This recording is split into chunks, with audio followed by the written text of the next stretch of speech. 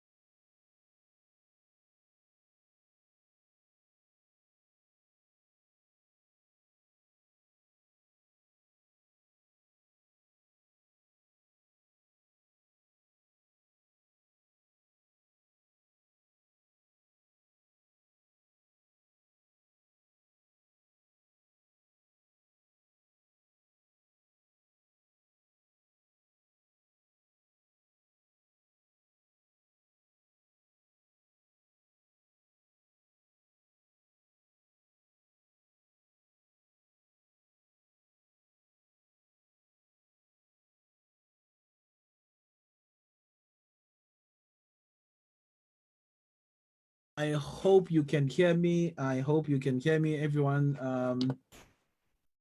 Thank you so much for tuning in. We see you.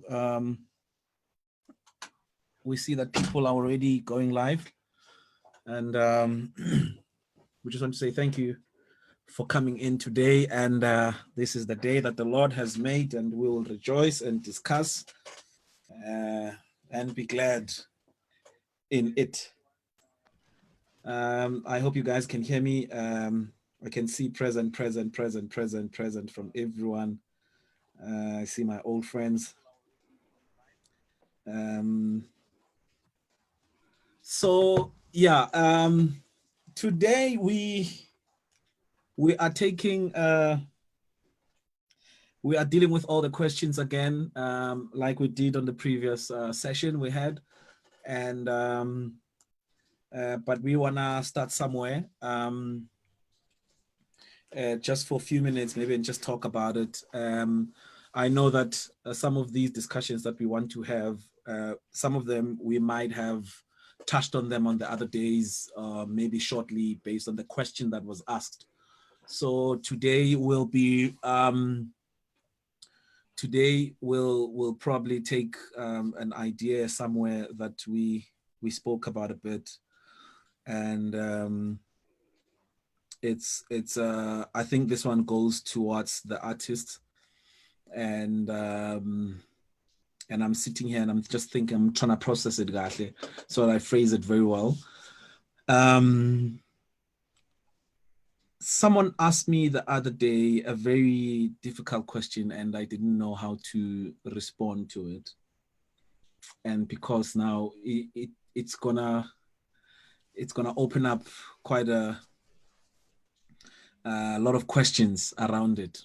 So firstly, this person said to me, how come is it that the ones that are talented in singing don't have albums, and the ones that are not good singers and that we don't even know of, and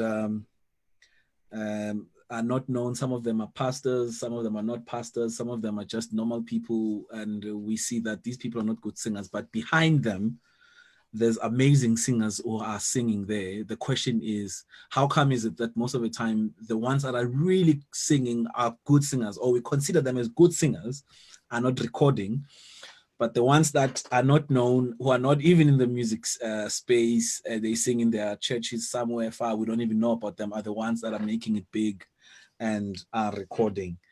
So, guys, can I open this to the floor and tell me how you feel? I will also respond as to what kind of an answer I gave it to the person. But I said to them, Jay, briefly, I was like, um, it just happens that most of the time the people that are in the music industry and are doing this as their full-time career or job, it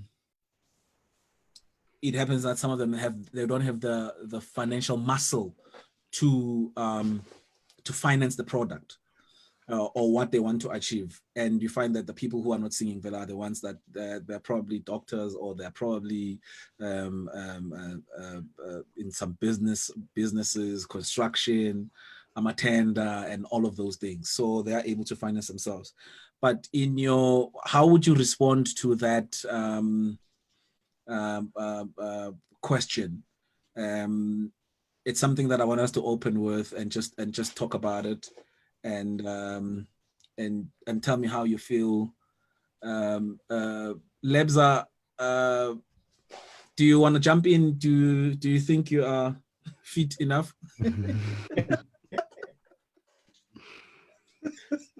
As you're asking, I'm actually feeling like maybe I'm not qualified to answer this.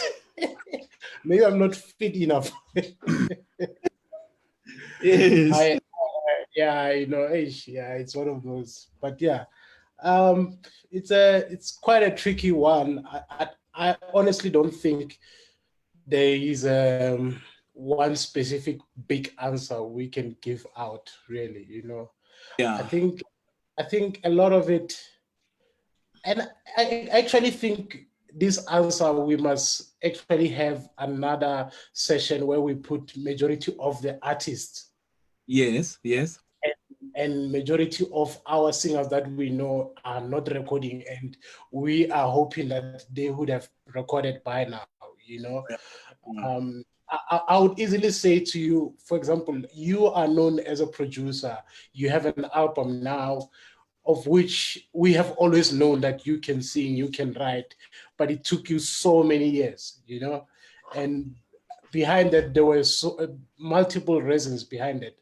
Myself as well, I have an experience as well, whereby, I've been meaning to release my own music for the past, since like 2009. I've been trying, like, hey, let me release something. But Yeah. outside of the finances, I think our minds as artists, because we do this on a daily basis, right? Yeah. So I think we tend to have enough more time to put the advantages and the disadvantages of going solo. Yeah. Yeah. I Yeah. mean, I remember I had a conversation with someone, a singer, who was saying to me, hey, the thing is, Lebo, what if I go solo now? If I go solo now, that means I must now put away with baking in the studio, baking anyone else in a show, because now I need to brand myself as an artist, right? And now at the time I realized, as he's saying, that that person is in a position of being very comfortable with being at the back. Okay. Right? So there's that issue as well. Some, they tend to be comfortable, which is just another case as well. It's not the case with everyone though. So I'm just pointing it out there. Like with me, when I had to release my music, it was the most difficult thing was the kind of ideas I have was, okay, I have a jazz music that I've put together. I have gospel music that I've put together for myself. I have R&B and soul that I've put together. So I've been struggling to decide which one do I put out first. You check. So that's one of the things that can happen even with all the other artists and singers that we know. So yeah, that's just a bit of an idea. Okay, Josie, how do you think about this?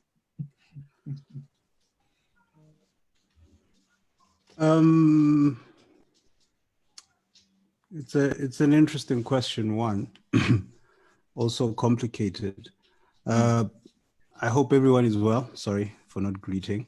My internet connection is unstable. It's raining here where I am, so it kind of is impacting on my internet, but I hope you can hear me. So my take on the question is, just like Lebo said, there's always multiple factors influencing it. One you mentioned, Xoli, is financials. That is a significant one because it's very expensive to do a production, and most of the time, the financials in some people's lives are not really comfortable enough for them to put that kind of money away for a recording. The second one is what people don't really know, I think, who are not actually in the industry, is that the music industry is very unforgiving.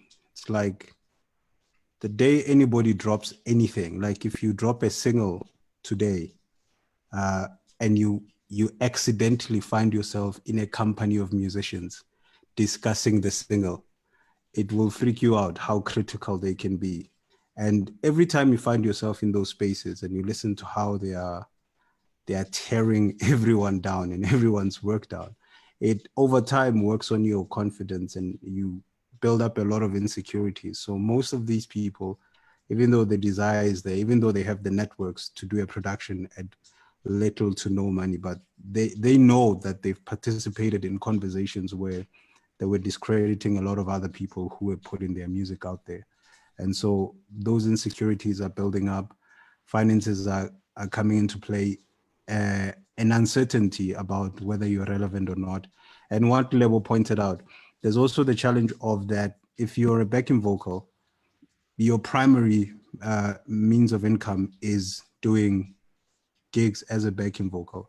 So one of the fears that most of them tend to have is that if I'm going to be branding myself as an artist, that means I can't get gigs as a backing vocal. And now if it doesn't work well for me as an artist, it's going to be a complicated journey going forward. So all those fears or all those uncertainties, I think, are contributing a lot to why people are not going forward. And I think the reason why you get a lot of people coming from church who are not from the industry and who are not, who are not moving in these circles is because first of all, they don't know that they can't, if they can't. I mean, when you sing in a church, the beauty of it is that every time you sing, they will clap for you. And every time you get off stage, they will tell you, wow, your ministry really was amazing. And so those motivations make it easier for somebody coming from a church platform to come in than it is somebody coming from a musical space. That's some of the reasons I think could be contributing. Yeah. So obviously now the branch to that is if I were to be specific now, is that my experience has been apart from being a good singer or a bad singer, the bad singer has money and the good singer doesn't have money and all of that. I have reached a point where I met people that I know probably they can negotiate their way to having a recording with the little that they have. But there's someone who's still waiting for someone to fund them. I don't know if you understand what I'm saying. Mm-hmm. My biggest problem has been I meet people that I know are making not really making a lot of money, but they have some money or they have the muscle or the means to record themselves, be a single, be an EP or an album or a DVD, but someone is waiting for someone to give them the break, which they can't give themselves, and they can afford to do that. Josie, how do you feel? I think it still comes back to the insecurity. Yeah. If you have some savings that you have, but you don't feel like what you have is worthwhile, it doesn't make sense why you should take that money and put it away into a project that you don't believe in. So it's easier for you to take a gamble with someone else's money than with your own. And it all comes down to the fact that you are not confident in what you have. And I think that's the biggest problem we have. Uh, our industry, it does tear down a lot of people's confidence. And yeah, and it's unfortunate because most of them just, they're rattling with fear when they consider the idea of doing anything, because we unfortunately, because we do this every day, we are constantly analytical of what is going to work, why it is going to work, and why somebody else's idea is not going to work. And that's why people who are going to change the game more often than not are going to be those people who come in, who have never been told that you cannot do this, you shouldn't do that, this doesn't work, that won't work. It's like something Henry Ford once said. He says, I'm looking for men with an infinite capacity to not know what is not possible. And I think that's what, unfortunately, we don't have in our space. We know too much. And sometimes what we know gets in the way. So I think that's part of the reason why some people are not confident enough to put their money, because they think it's a gamble that might not pay off. And incidentally, they end up just feeling like, let me continue being in the background. Yeah. Okay. Yeah. I think when it comes to me, one of the reasons why I took long to record, the plan was not to record. I never thought I would record and be an artist in Gemina personally.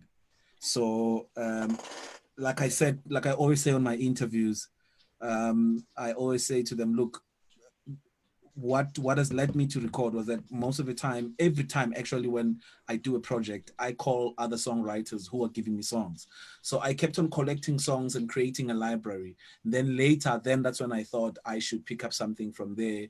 I could pick up something from there and call my friends, and we worked on something. And obviously those little performances that we did, like I sang at Sandile's wedding, and everyone was like, no, dude, it's time for you to record. Obviously that thing keeps on, and obviously eventually I started remembering, actually I came to Joburg as a singer as well, but I was pursuing piano and producing. So in this case, though, I know a lot of people are having those challenges of recording and whatnot. I think my advice, to wrap up this discussion, my advice would be, I think if you really believe in yourself and you think that you have it and you are anointed, and you are a singer, I still feel, there's ways that you could make this thing work. I think, again, we shouldn't compare ourselves, because obviously there's someone out there who's got more financial muscle than others. And my biggest concern most of the time is some people don't want to start from the ground. They just want to start with a big bang and a huge expensive DVD. And I mean, between the three of us and some of our friends that are online that I see now, they know that we've had a lot of people that would come in. They're not known, they don't even have a name, but they want to start like with a huge recording and a huge DVD with all the lights, and it's very expensive. And most of the time I find that they come there, they don't even have songs. You have to still find songs for them. And as opposed to someone can really start nicely, do a single, or do a simple studio project, build the brand, build the name, and work from there. And I think there's nothing that beats believing in yourself and using whatever money you have to make things happen. If it means the money you have only covers you to do a piano and voice album throughout, I think so be it, as opposed to trying to put yourself in debts and I think you can see where I'm going. So, but this has been troubling me the whole day. And another issue as well that I want us to touch before we go into questions, and I think some of our viewers have been making comments about our time. So we thought, since it's a Friday today, maybe we'll take a bit longer. And today, I saw a post yesterday that really disturbed me. I thought I wasn't going to talk about it, but I can just probably mention it.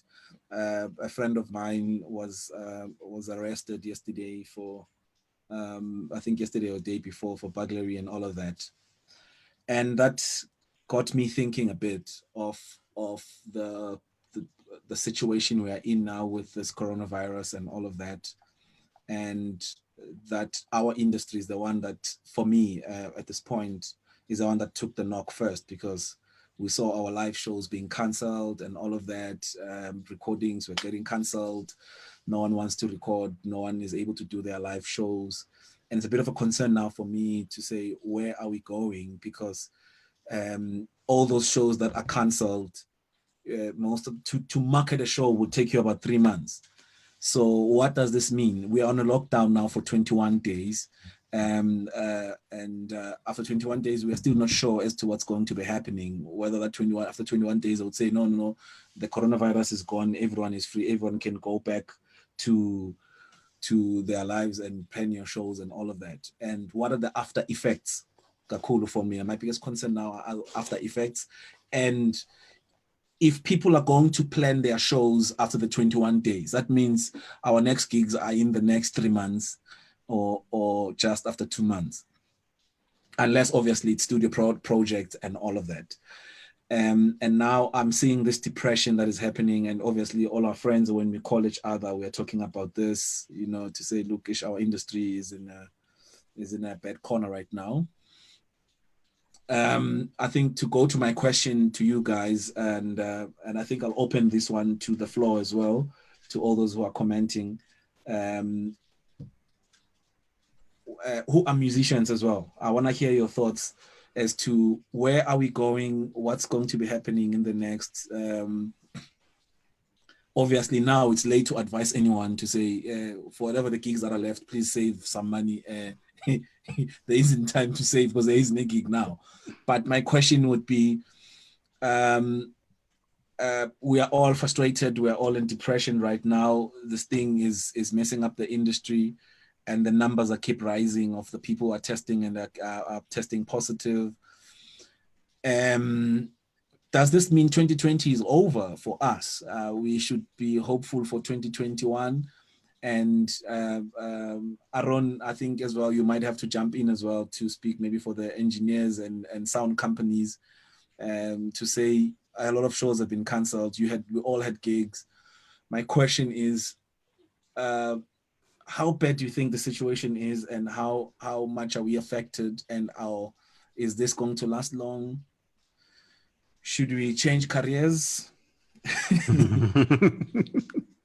Yeah, I'm just asking out there. So the guys are gonna talk. I'm looking at your timeline, guys. I'm looking at the videos now. Whatever question, whatever answer you have, we'll go through it before we go back to the questions that are planned for today. We're just talking this subject quickly and then wrap it up. I'm waiting for comments. I'm waiting for your questions. What do you think? Where are we going? Lebo, what's your take?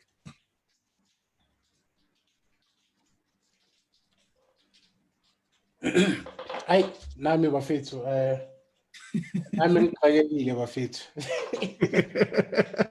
Yeah, no, like, yeah, hey, because I'm also thinking now, what if this 21 days is extended?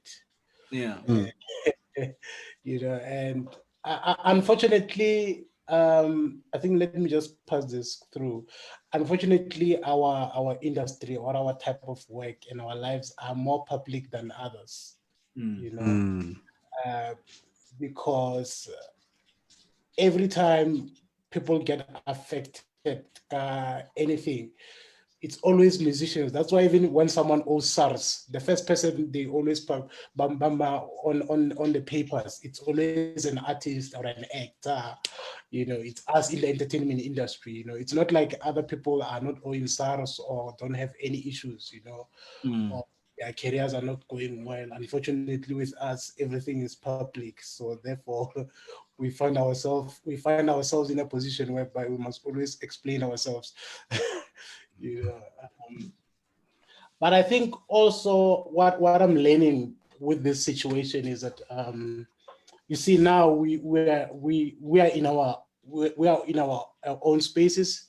We are getting everything is going digital. With everything going digital, people now that are able to even still make some music. I mean, I saw Ntokozo Mbambo doing a live performance on Instagram with husband, and I at that time I noticed that I started asking myself how many artists are in a position to do something like that. You know, that would mean it's only a few. It's the few that are already equipped in terms of having a studio setup, which doesn't have to be big. It doesn't have to be a 50,000 studio setup, you know.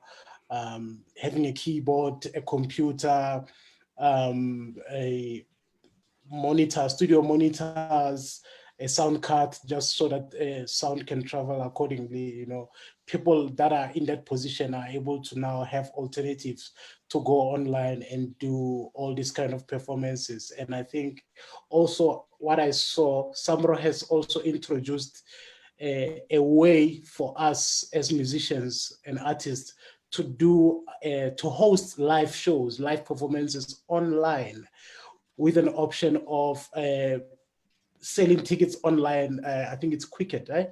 Quicket's SA. Yes, I saw that. Yeah. Yeah. You know, now you start realizing now everything that we are about in the world now, everything is just shifting into online services. You know, so that would mean for us musicians, we have this couple of options. Like, I mean, I know now. I've done it before, whereby I'm producing music along with someone who's not even in SA, you know, Yes. Yeah. someone who's not, someone who's not in SA. I've done music with someone who was in London. We've done a TV show together, an entire TV show together. And this person was on the other side, and I've never met him in person. Everything was done online. I produced this part of the song, he takes it over, and eventually the entire season of a TV show is complete, and we are still able to make good business out of, you know. So I think for us now, that's where we are going really when it comes to the business, you know. Even though it might not be as balanced as when you are still able to go out and perform to a live audience and stuff, but those are the options we have so far. I hope, yeah, we're together. Josie? Yes, sir. Yeah, it's what Paul calls perilous times. We're living in difficult times, my brother. Look, my projections are not pleasant, and I hope not to put people in a panic. But like you said, we're in a lockdown now for 21 days. Unfortunately, the South African lockdown is not as comprehensive as it could be. It's not as well managed as Singapore is doing, because they're doing great in managing the curve. But even if it was, one of the general challenges we're going to have is that even if we were doing it well, which unfortunately we're not, we don't have enough compliance from people. But even if we did, we don't have enough testing facilities. And even if we did, the turnaround time for our testing is just too long. And so in the 21 days lockdown, my personal assumption and projection is that we will find at the end of the 21 days that it could have been effective a bit, but it would not have worked out the way we expected it to. So we are possibly looking at an extension. And even at the end of that extension, even if we get some positive results, until we actually have a certifiable solution like a vaccine, or we have something like, I don't know, a treatment of some kind, even if the lockdown ends, but the restrictions on gatherings are still going to be there for a while. So there is a high probability that for the remainder of the year, or at least until September or so, it will be difficult for us to do live music, which means then that we are in a bit of a serious problem. Because the other tricky thing about how the music industry has always been operating is that we go into a high when we go towards the end of the year. We get a lot of work, and then when we hit Jan, Feb, it goes quiet for the most part. And then when we hit March going towards Easter, then things start picking up. So what happened for us is that we went into the high, hit a low in Jan and Feb, and obviously you spread your earnings from December into Jan and Feb. And when you get to March, when you're preparing yourself to get back on your feet, then you have this spectacular shutdown. So it's really gonna suck for a lot of people. It's really gonna suck. Sorry to be a prophet of doom. And the online solution, unfortunately, the tricky part about it is that usually when we have a migration into different environments, the migration is usually very gradual. So it gives people enough time and preparation to shift from one platform to the next. It takes a lot of time. It took us a lot of time to start fully moving our music to online platforms. And now everybody just starts, it's standard. If you're going to release anything, it has to be on iTunes. It has to be on Google Play and stuff. But this time we were not given an opportunity to gradually venture into moving ourselves into online platforms. That's why one of the things you'll start noticing is that a lot of musicians are trying to do online performances, but a lot of them are going to struggle with very basic things like getting their audio right, and also monetizing it, because now you have a struggle. Even if you move your stuff online and you're getting a lot of following, but the challenge of people getting used to the idea of paying for seeing you online is a bit complicated for them. And so those kind of challenges are going to be there, but I'm not saying they're going to be absolute. It will probably take a couple of months, but hopefully we'll get the hang of it and people will start kind of adjusting to it. But it's really going to be tough times. In my estimation, I'm not an economist, because one of the challenges we have in South Africa is that we were in a technical recession from last year, and coming into this year, we were now officially demoted to a junk status. And apparently this decision had nothing to do with COVID-19. It was generally due to the state of the nation, poor electricity. Thanks to Eskom, we had challenges with our credit was bad. We have bad credit, not just as individuals, but as a country.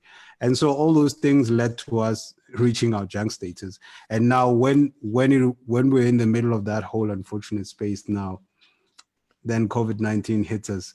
So it's going to make things even worse. So it's a tricky thing to be a musician right now. So I don't have clear recommendations right now, because the challenge is this. There's one of two things that could happen.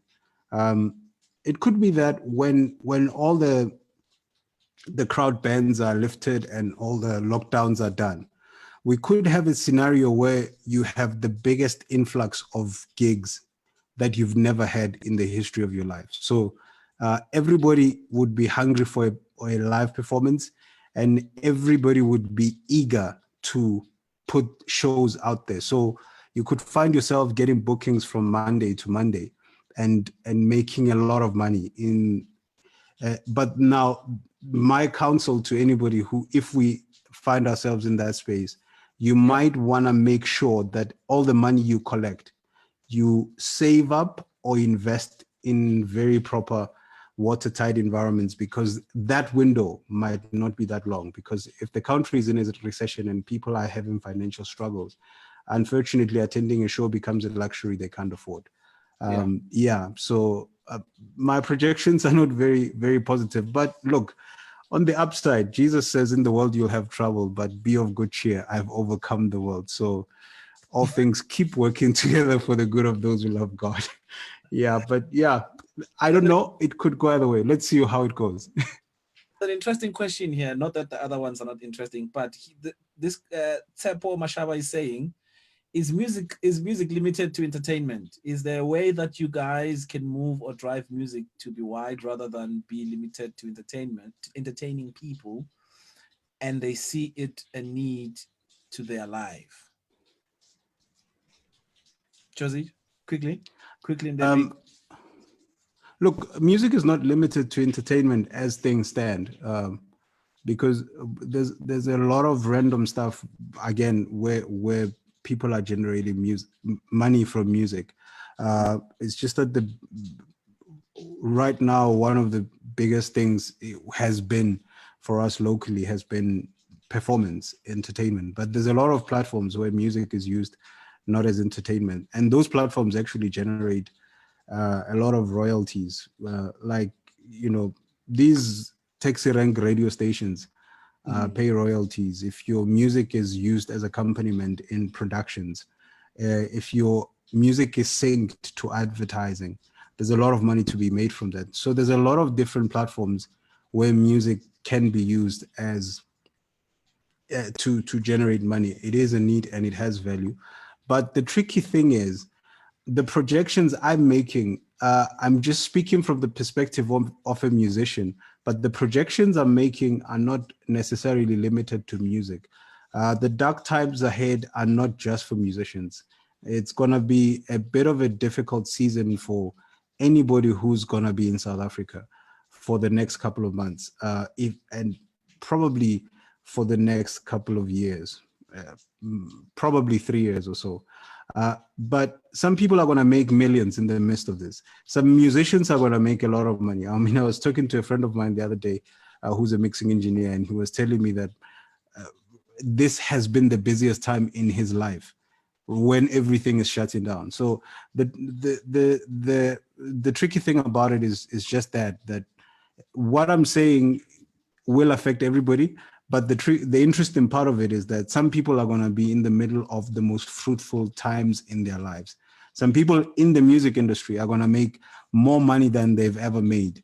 And there's going to be a very heavy reset, because somehow some people who have been in the front line, who are not prepared for this, are going to suffer. But the ones that have been at the back are going to make a lot of money because they've been thinking from a different scale. So music already is more than just an entertaining platform, but unfortunately, whichever way you look at it, it does, in a way, it will get affected either way, no matter how much of a need it is. It's like the food industry. Food is a necessity, but the restaurant industry, even though they're providing something that's a necessity, they're going to be hit really hard from this. They're already feeling the pinch in a very spectacular way.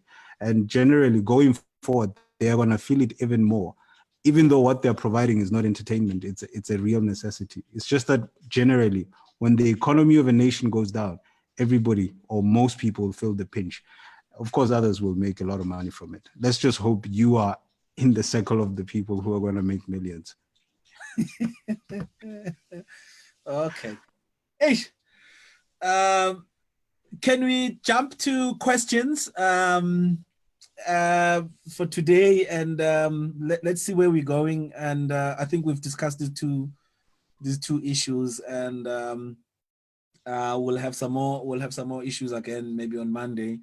But as we start, let's just get into questions, and then after and let's see. But I saw a lot of questions and comments. I think people are sounding very positive. People are just saying this thing will pass, and there's quite a lot of different views as well. I saw someone said something here. Let me see. Let me just check it quickly.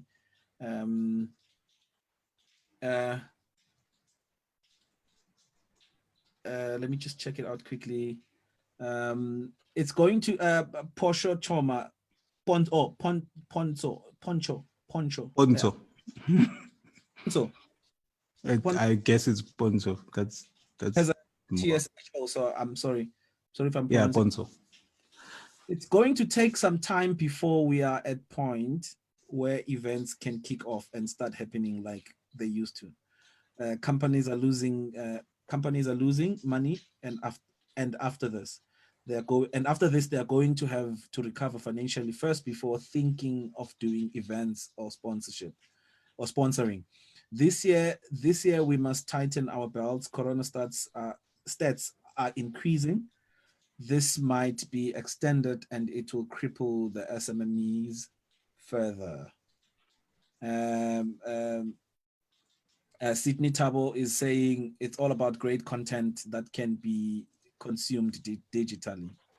But when it comes to service providers, because I see as kind of some of my friends here, I see you, Master Monso, Tsulanang, and I see other guys, and Aaron, I know you're here.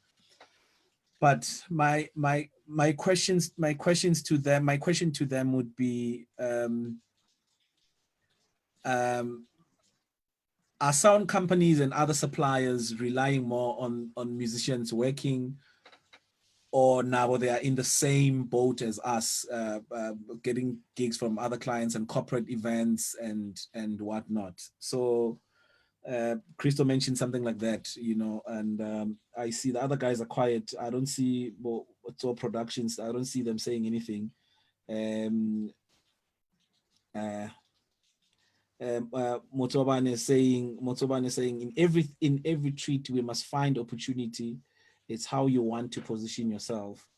Yeah, the item le ifuna singahlali kakhulu kiyo because inento depressing a bit about it, but it's staying as positive as we can and reading the word and praying, and we trust in God that He will avail. And I think with some of the guests that we are having for next week, I'm sure these guys will share an amazing insight. I know that we're supposed to have a guest today, and we are still not able to get through to him. But I believe that with some of the guests that we're having for next week that we have planned for you guys, we'll have a bit of a more insight and how we can make things work. This week, I think for us was just to lay a foundation and lay this project to you, and just make it available to everyone. Look, this is a platform where we'll be sharing information, and we'll be getting experts in specific things that maybe we are unable to help or answer your questions. But let's go to the ones that we have, Aaron. Let's go straight to them. I know we're ready and they're quite interesting. And these were questions that were asked over days. The plan is we try and wrap up all the questions today. And if there's other questions that are still left, and I saw that there's other questions that came in on the inboxes, we'll read them as well on our Instagram page. So we'll go through them, all of them, so that Monday when we kick off, we're kicking off with an amazing season with guests and whatnot. It's going to be nice, and we are just upping it up a notch. Let's go, Aaron. Give us the first question. Okay, Dudu Makoba is a singer as well, an artist. A question is, how do you choose your clients? I mean, most artists come to you guys, but how do you then choose to work with them? Is it by the material, in bracket songs, they bring on the table, or you see potential, or it's just business? Do your job and get the money.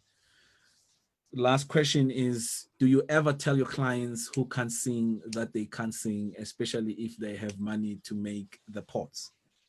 So I would see that question again comes back, that if they can't sing, especially where we started earlier, where it's quite an interesting statement. It's not just only her, everyone, it's everywhere, to say, one can't sing, how did you guys record her or him? Was it just a money thing? Lebza, how do you respond to this? Yo. All right. Look, it's quite an interesting question. I think also, yeah, it goes back to what I was saying the other day about potential. You know, yes, we want the money. We like money. Money is nice. Money helps us to buy bread and other nice things. You know. Yeah. But apart from the money thing, there's also a potential thing that, I mean, if I don't think myself, I would want to put myself in a position whereby I'm doing a project of someone I don't believe in, you know, or I can just hear, okay, this person can sing and doesn't have anything outside of it, you know. Yeah. There are people who can't sing, but you would find within that there's hence I always mention something to our artists. Our responsibility as music producers as well is to bring out the best out of an artist, right? So most of the time you would find I'm seeing a person that can't really sing, but I can be able to bring out a better singer than he is, or a better artist than he is from what I'm seeing at that point. And then I would have to make it work going forward. You know. Can I ask you a question? Sorry to cut you. I really want to ask you a question there so that whatever you say jumps in nicely, sits in nicely. Can I just ask a question? What qualifies us to say someone can sing and someone can't sing? How do you know? Is it because the other one sings next to the key, or he doesn't have that smooth tone that you like, or is there a South African tone, or is there a good tone? Is there someone that sings nice? How do you reach a point to say Mang can't sing? How do you get to that statement?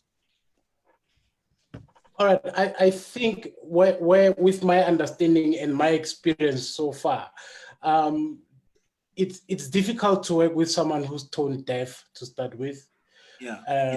Already that prohibits that person to hear where the music is, where the key is, where the melody is, where the song is even going. Already that means you are sitting with more problems, right?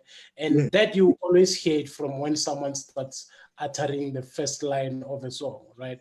I'm not saying these are the specific ones, but I'm saying for me so far, these are the things that I have noticed. They make it difficult for the person to have the ability to sing. Okay. Yes. Okay. So have you found yourself in a situation where someone is calling you and they have the money, but they're tone deaf? So far, most of the clients that I've met so far, I lucky enough, lucky enough, they are in a position. They were in a position whereby we could make them work. Actually, yeah. So, okay. So when you say here's the melody, and they hear the melody, and they do their best to get on to that melody accordingly, you know. Yeah. Okay. So is your decision to produce them based on the money, or you believe in the project? Everything has to correspond, my brother.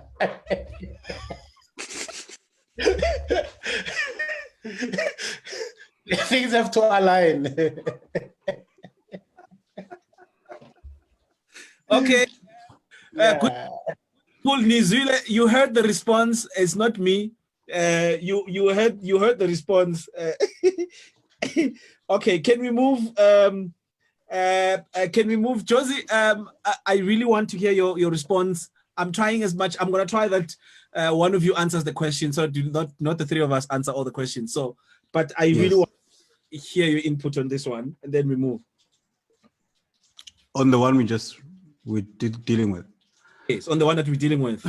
Okay, I think one quick contribution I could add also is that we should never forget that what makes an artist is more than just their capacity to sing. Like a simple thing, one of the most influential artists in the past 20 years in the gospel industry globally has been Kirk Franklin, and he's not a good singer. So bear in mind that when we make the assessments, it's not there has to be an alignment of a collective of things, as Lebo said. So yeah, that's part of the reason that goes into, and there's no value in us telling them they can't sing. They probably know that their voice is not doing what they would like it to do when they wanted to do that. But what music is, you really just facilitating people's emotions and just finding ways to decide on their behalf what they should feel at a time.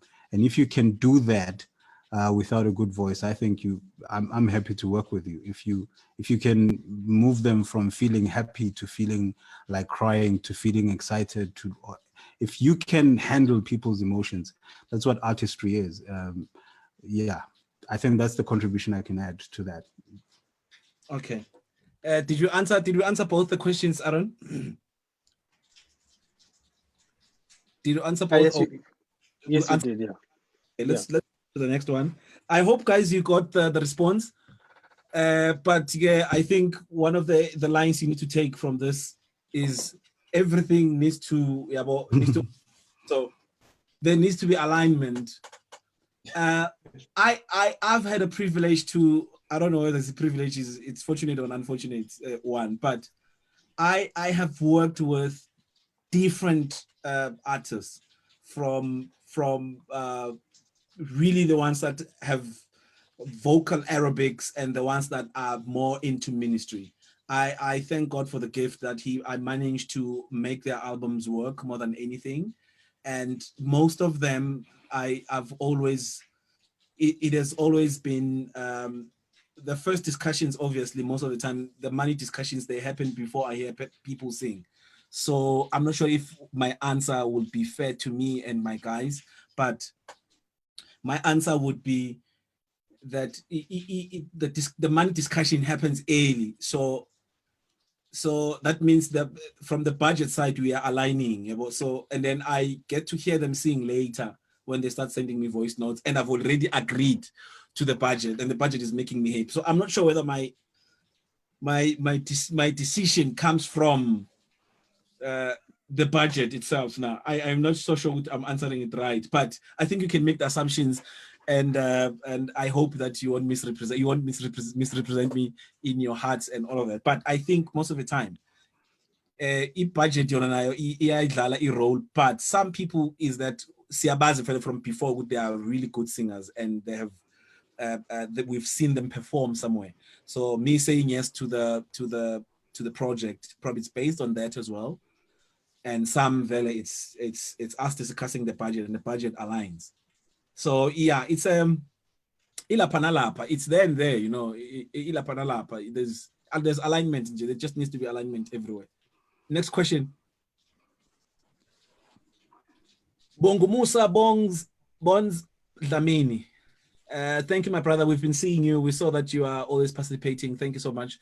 Your question is, what's the reason behind artists recording an album, but when it comes to releasing, they start by releasing singles? Lebo?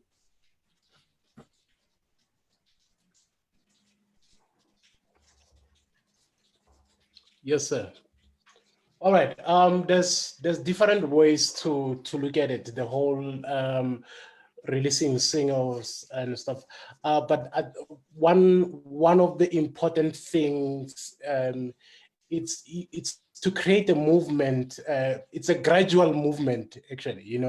Not to bombast everyone with materials. Most of the time, one who releases a single, in their minds, they are saying, I want to introduce this sound first before I can just give it to everyone.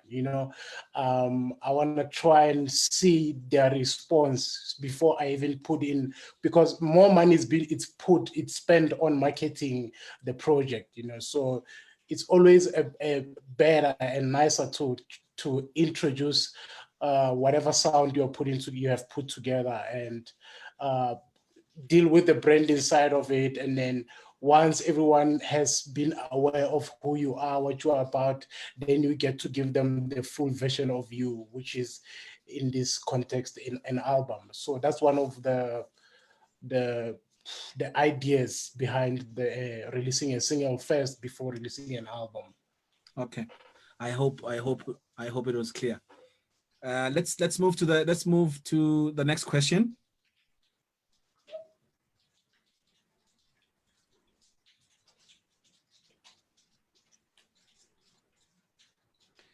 Lucas Maloma, a great friend, great artist. He's asking, what are the two main challenges you can mention for being a musician? And then there's for being a musician, eh? And then Nominki says, can you guys please touch on how to create a blend or gelling within a band? Can we start with Maloma? Anyone wants to jump in? Josie, jump in. All right.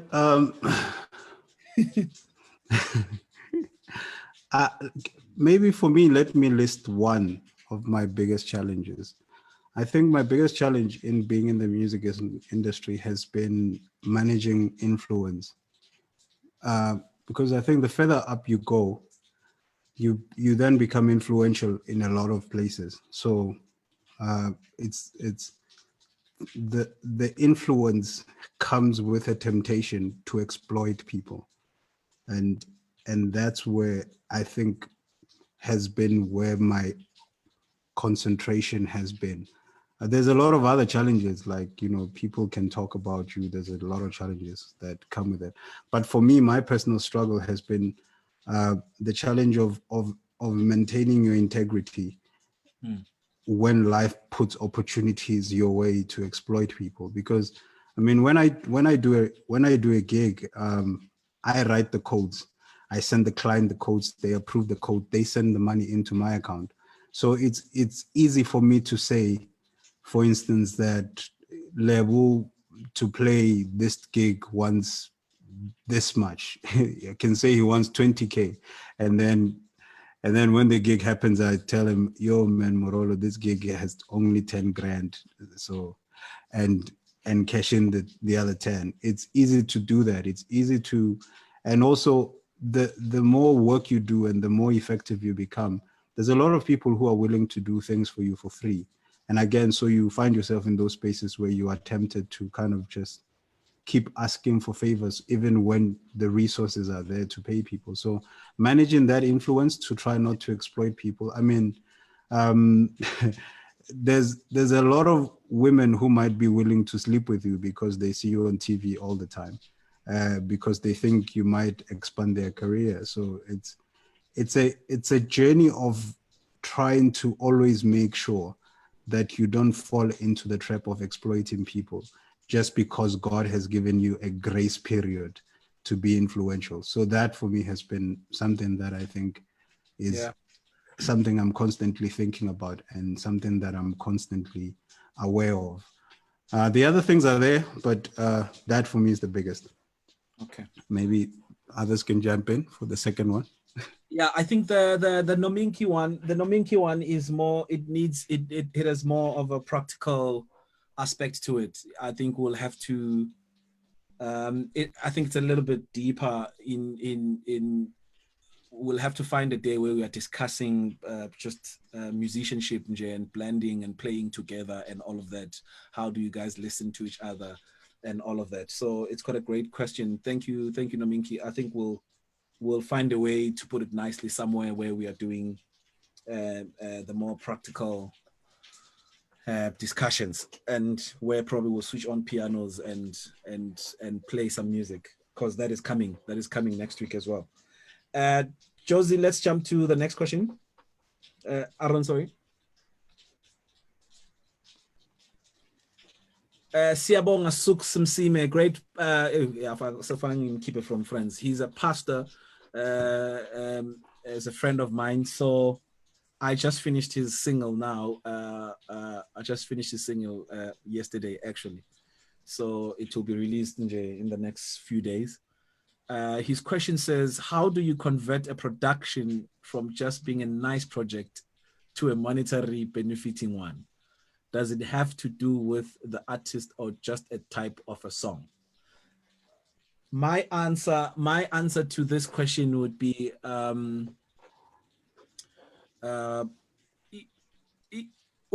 there's a post that I posted on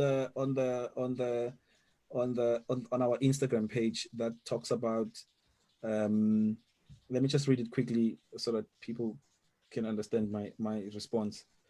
Forget about the money or compensation. It will come. Think about releasing a great record that people will really enjoy. Indaba ye-monetary problem kakhulu, because 90% of the people that specifically futhi abantu abangaphandle out of Gauteng who are coming in to do music and who want to record albums, most of them that I've met are coming in to Joburg to record, and their main goal is, I'm going to Joburg, I'm going to make a hit album that's going to make a lot of money. Everyone really wants to see themselves selling. It's all about selling. And then when you get into the studio and then they start talking about, no, these songs are not working. You know, we need to do this type of sound.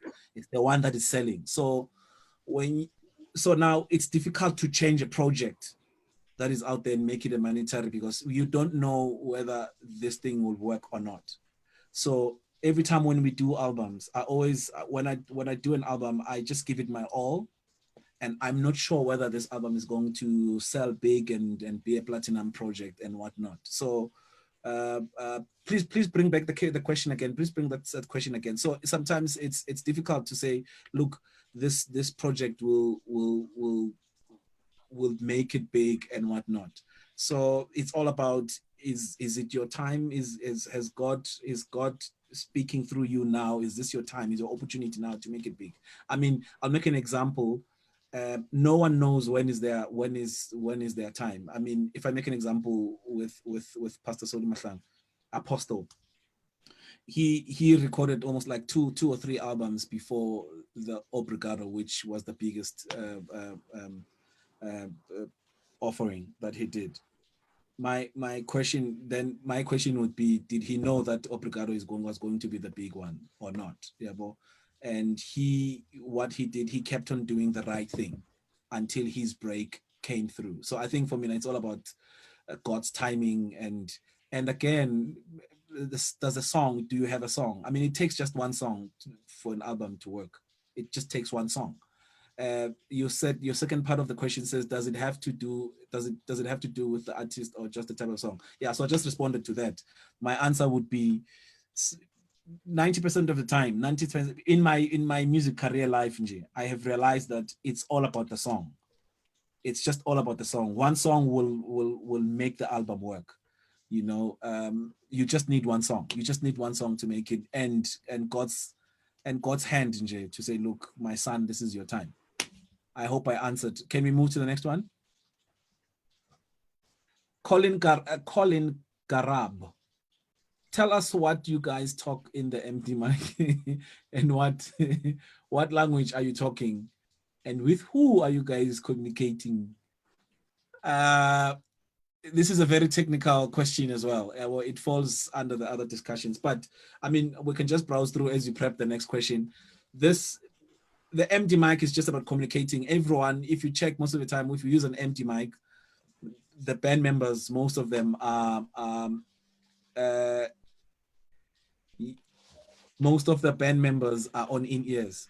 So the communication is between the musicians and the artists. Sometimes the music directors, we put two mics if we know that, if we feel like there's a lot of communications that I need to do with the band, so that I don't distract the artist. So I'll speak on the other one if I'm speaking just to the band and the singers.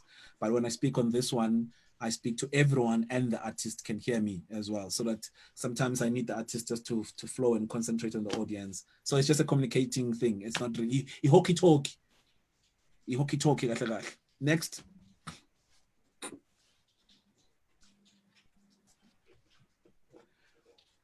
I used to do SA.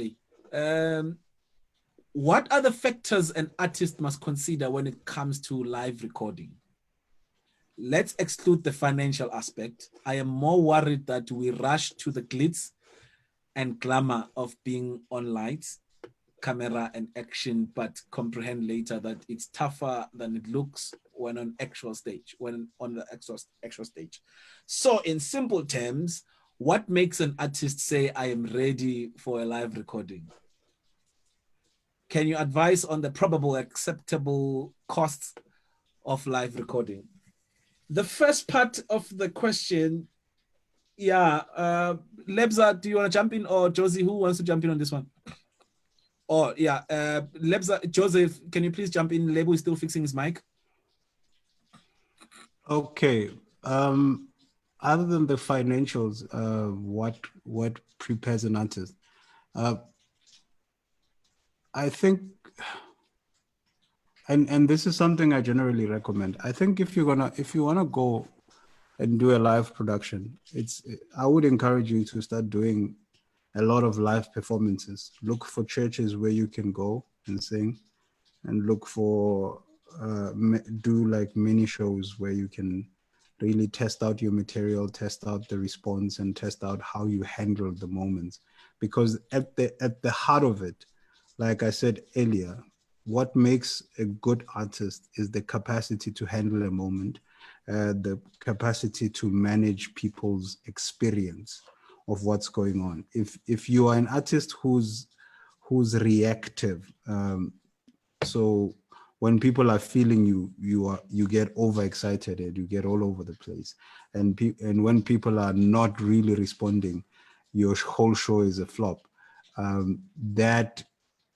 That for me is one of the indicators that you're not ready to go and put that kind of money into a live recording. So the biggest thing is find your ground to be able to facilitate the experience. If you're the type of artist who can walk into a church and that church doesn't really feel your vibe, but at the end of the day, when you leave that stage, everybody is sold out to you, then you're probably ready.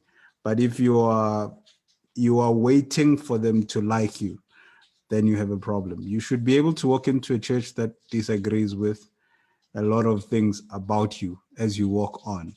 But within a few seconds, one of the most amazing artistic expressions I saw, it was not from a musician. It was from, we went to a conference, an AFM conference youth conference in Durban at Moses Mabhida, and Jacob Zuma, who was president at the time, walked into the stadium. And when he walked in, everybody was booing him. And he was okay. You know how cool he is.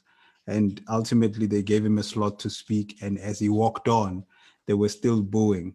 But when he got off stage, everyone was clapping. That is artistry for me. So I think if you are able to kind of carry people and carry their emotions and carry the message you're putting forward, if you have a message and you're able to carry it through, then you're ready to kind of, I think, go out there. But that takes a lot of time. You're not born with it. You should find yourself on several stages, multiple times, dealing with different audiences. Just because you're amazing at your church, don't think you're ready to record. Go to different spaces where people don't know you. They're not interested in what you have to say, and find a way to persuade them. And once you find that way, I think you would be somewhat ready to go and venture into being a recording artist. That sounds like that was our last question, no? There was also the probable costs. The probable cost, you haven't answered the probable cost. He was asking, can you advise on the probable costs? Yeah. Also, I think what I could say on the probable costs, one of the mistakes people make in productions is one, you invest too much money on the actual day. But a recording is not a day. A recording is a journey from the time you rehearse to the day you record, post-production, and the marketing that goes into the release, and the promotional work that comes with it. So one of the things you should consider is that if you have 300,000 or if you have 500,000 rands for a project, don't put all that money into the day. Find a way to split that between the promotional work needed prior and after the event, and the marketing work needed to market the event and to market the product. But a specific amount is hard to determine.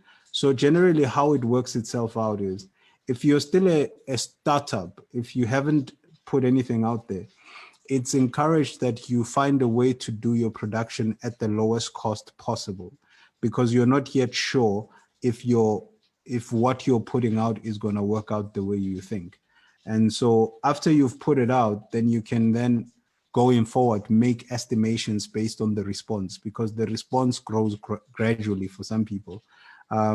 It doesn't make sense for you to put 1.4 million into a production when you're a startup. If you can't at your live event fill a venue of over 8,000 people, it's really irresponsible of you to be going for recordings in excess of millions. You should kind of gauge it out, because at the end of the day, you are at least trying to break even, at least. Not from your ticket sales, but from an overall revenue generated by your product. So consider all those factors. It's hard to put it down to a specific price, but just always try to build yourself up gradually. Don't shoot into the million rands club before you've worked your way through the 100,000s and stuff. Just pace yourself. You still have your whole life to record a lot of albums. Yeah, I think one of the mistakes that I have seen people do, and that has caused a bit of a thing between me and them after the product, is most of the people want to invest all the money on the day, like you said, and sometimes when I send a quote, my quote doesn't include marketing. And I feel like most of the people, they don't like to think about the future of the product. Is that when you know that you have 300,000, and that 300,000 you've spread it, you've only put it for the recording, and it becomes a bit of a problem. And based on assumptions, some others come with assumptions that to say, no, if I work with Xoli, then will introduce me, will do the marketing as well, will do all these things. He knows who, they will connect me, he'll connect me with who. And most of the time you find that doesn't happen, because that was not the agreement or the job description. Yeah, my job description is to come in and produce you. And I think sometimes people need to know that when they come to Joseph, if they ask Joseph to produce the album, Joseph is a music producer. And when he's done producing you, you need to go to someone else. The same way you went to Joseph, you need to go to someone else now to do marketing for you, who will tell you more about that. So my advice would be to spread the money nicely, to say, look, I have 300,000 here, but 100,000 or 150, I want to spend it on the music, and the 150, I want to spend it on the marketing and whatever, PR and everything. Because I remember having a discussion with one of the guys that owns one of these big companies. He mentioned that most of the time when they spend 500,000 on a project, you might find that they will spend another 500,000 just to do the marketing for it. So now these are companies. That's a response from a company. And I know that a lot of people that I've had a chat with, from the Joy Celebration House to all these other companies that are there, Bold Music and all these other companies, they always say the same thing. The amount of money that they spend on the recording, and the amount of money that they spend on post, actually marketing the album, is far more than what they spend on the product. So now we are in a situation where a lot of people are recording themselves. They are their own companies. They've signed themselves and whatnot. So they tend to spend more money on the recording than spending the money on the marketing. And now you come back and blame the producer that, he didn't do a good job. That album didn't sell. I have had those discussions before, and trust me, they are not really nice. They are not really nice.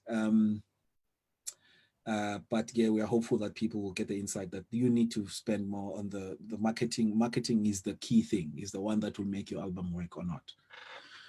So yeah, we lost Lebo. Lebo is still trying to sort out his network, guys.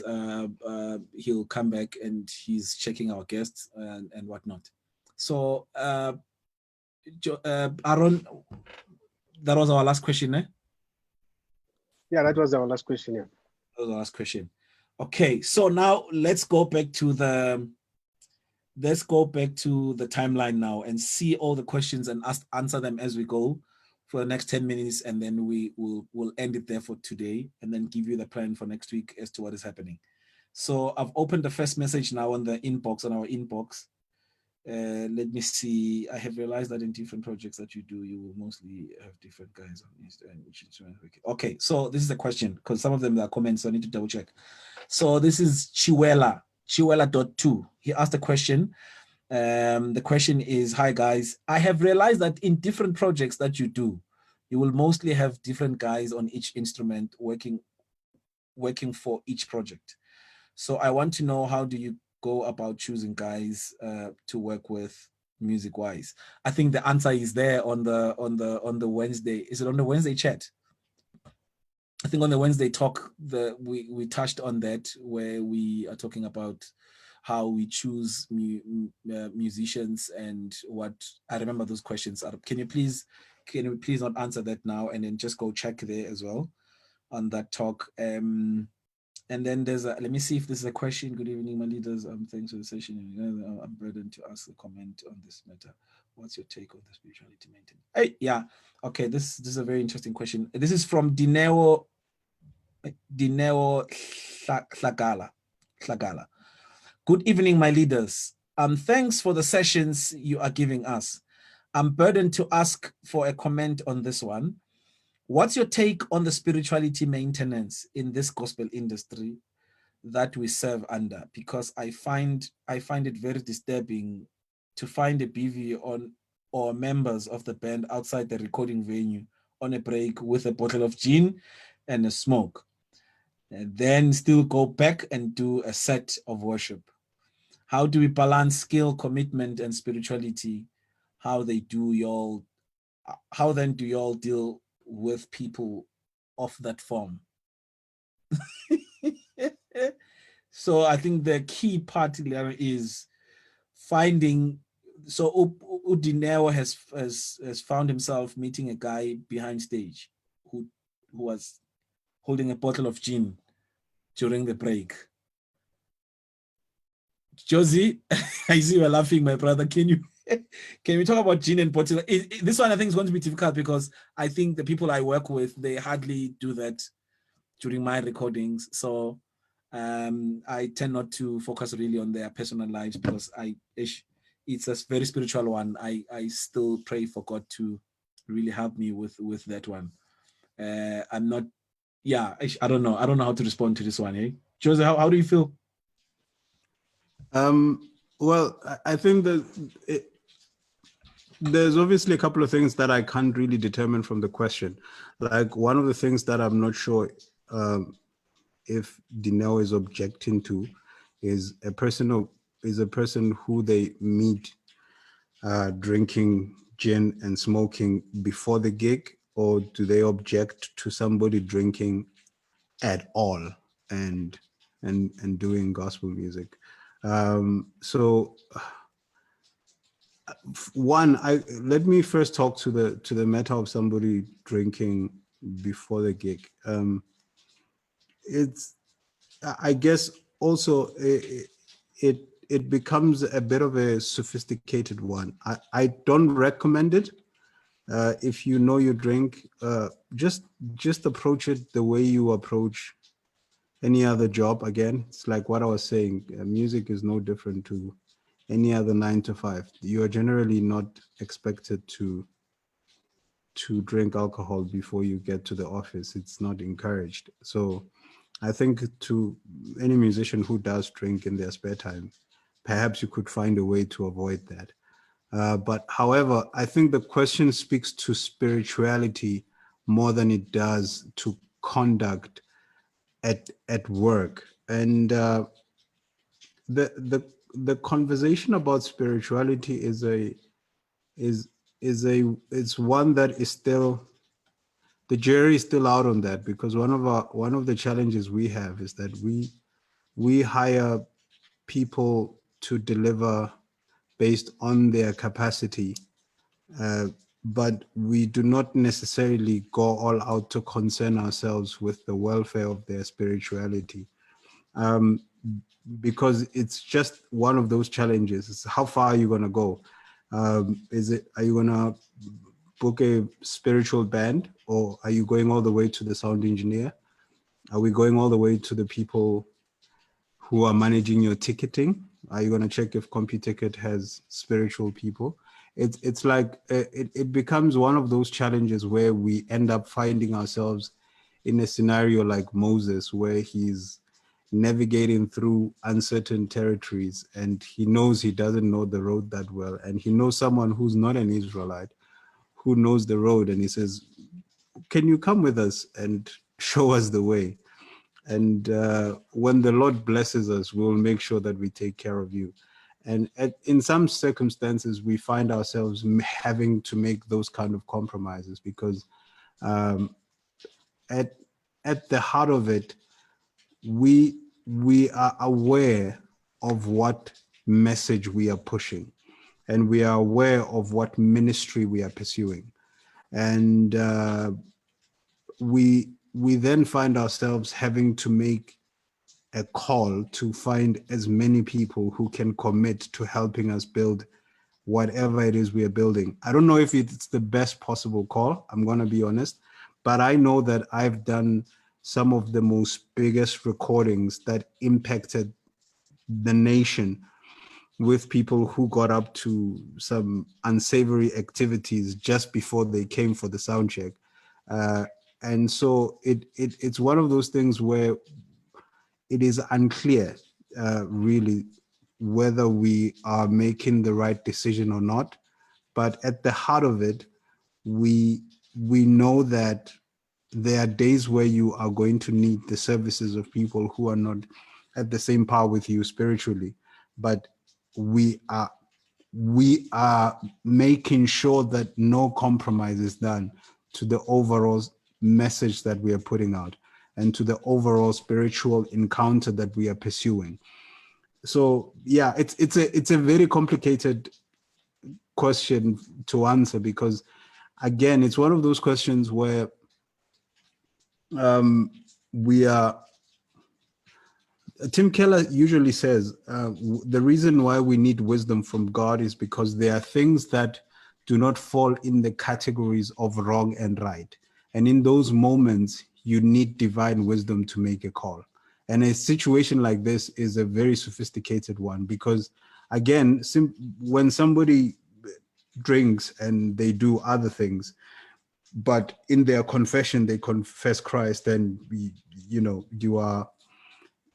you have to kind of figure out. And if some people drink and they have spiritual biblical grounds to justify it, we still have all those challenges to determine if are we justified to say somebody can't do the work of God because they drink, when Paul said take a little wine for the sake of your stomach. But it's all those complicated landscapes where we are really moving with the wisdom of God, and perhaps you could feel like my decision to include people whose spirituality I have not checked on is not an intelligent decision, but we are managing each case as it comes, because the truth of the matter is that I cannot confirm beyond the shadow of a doubt that the spiritual grounds and biblical grounds that compel me to say I can't have a guitarist on stage who is living this type of lifestyle, or I can't have a singer on stage who is cohabiting, or all those little things. So it's gonna depend. It's gonna depend on how you're flowing in that season and how you feel the Spirit of God is leading you. And if you feel like the people who are carrying the ark with you are not the right people, then you are welcome to change them. But if you feel like God is bringing you imperfect people to achieve a perfect mission, again, I'm saying go with whatever the Spirit of God leads you to do. Okay. Suk said something here. Keep your spirituality in this. Keeping your spirituality in this industry takes on your relationship with God and also respect on your craft and audience. Paul says all things are permissible, but not all things are helpful. You just got yourself from what could defirm your ministry as an artist or musician. That's my take. Yeah, it's a very complicated one. It's a very complicated one. Yeah. I think it falls under conduct. So we'll do it when we have pastors as our guests as well, so we can hear their thoughts and obviously and voice out our questions as well, to say, look, this is what we've been seeing as well. How do we then go about? I think on the inbox, guys, I've read all the questions so far. The other ones mostly are my comments, and thank you so much, guys, for the comments and all of that. There's a last question from Kesna P. Salo. He's saying, guys, what are your personal frustrations about sound engineers, particularly their mixing and mastering, that basically kills the outcome of your hard work as producers and musicians? I'm a recording artist myself, and I'm in a situation of literally babysitting the sound engineer's footsteps, because he seems not to hear what's natural and very obvious to in terms of mixing, balancing, and blend. Lebo, what other frustrations you are having? I just trust you are cool now with your sound and your internet.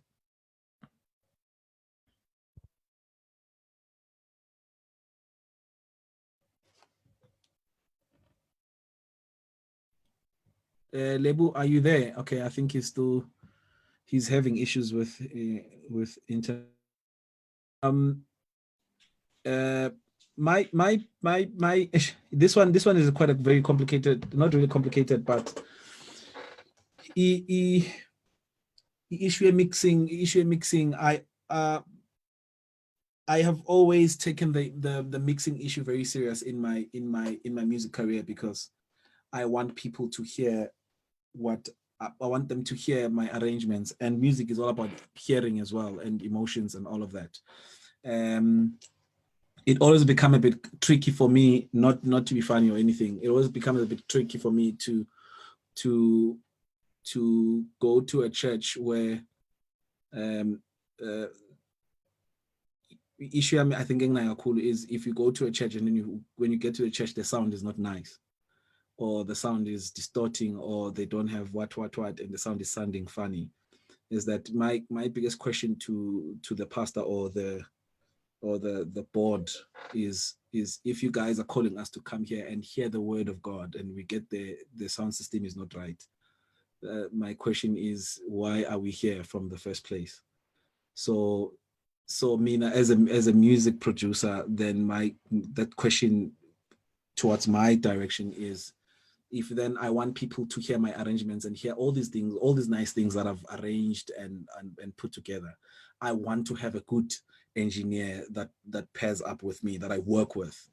I've always been picky since I've always gone for the expensive engineers, not because they're just expensive, but because I've heard their work and it sounds clean, and they're able to interpret my work or my heart as well. So the issue comes there that as an artist or a producer, obviously, you need to know the right engineer that will really interpret your heart, and that you've heard their work and you know that they would differentiate, or they wouldn't waste your time, according to how the question is phrased. The biggest thing is, most of the people, when it comes to mixing, everyone is mixing. Everyone says, I'm a mixing engineer, and some outcomes are not. We are not happy. We are not happy as people. But again, I have a statement that I go with that says, if it sounds right to the producer, then it will sound right to the audience. Or if it sounds right to the producer, this is what he wants us to hear. This is how he's interpreting his heart. So it becomes a bit of a tricky. And again, obviously, there's budget factors around it. The ones that we always love, they are quite expensive.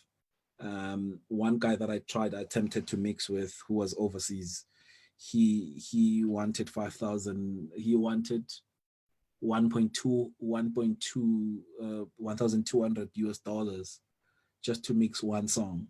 So if I have 14 tracks, you can see with how much is that, and you still need to convert it to rands. So we always want we know that there are other engineers who are very expensive out there, and we would love to mix with them. And Kambe Futi, most of the time, the ones that are not expensive, they have their always their challenges as well.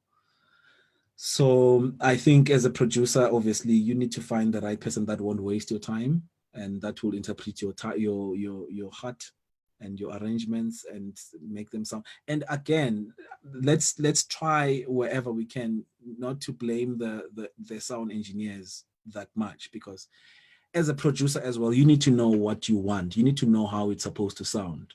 Because now I find it hard when a producer comes to me and says, yeah, the guy was mixing, didn't get it right. But what did you say? What are the notes that you sent as part of reference to say, I don't like where the snare is sitting. I don't like these voices. They've got too much reverb.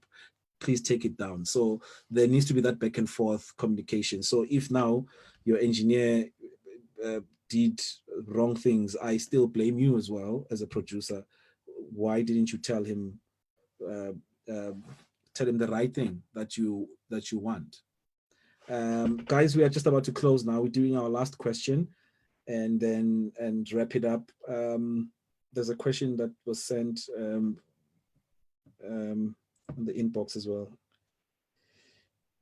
Oh, on the wall, yes. The question says, how do you as a producer make sure that the projects you work on don't sound the same as, I don't know, as other producers? Maybe that's what's missing there, as other producers.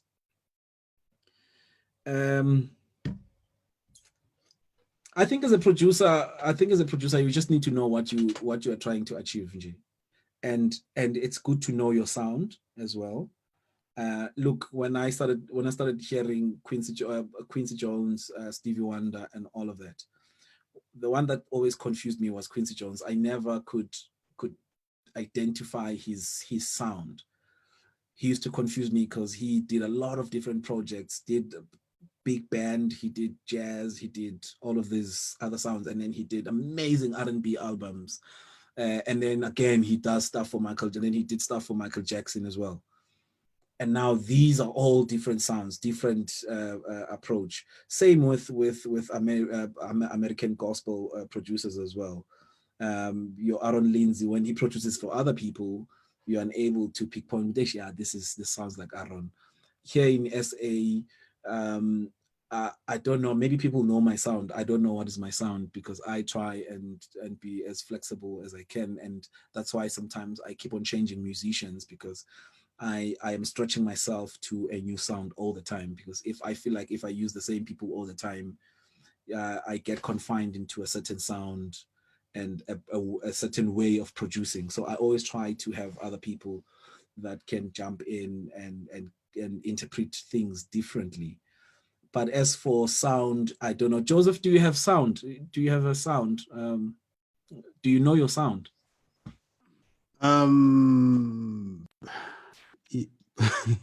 That's a good question. Well, I think maybe personally, one of the things, like you're saying, one of the solutions is to try to diversify with the people you're working with, because each time you introduce a different person, it has an impact on how you sound. The same idea you can have if you got a different band to play, it will sound so much more different.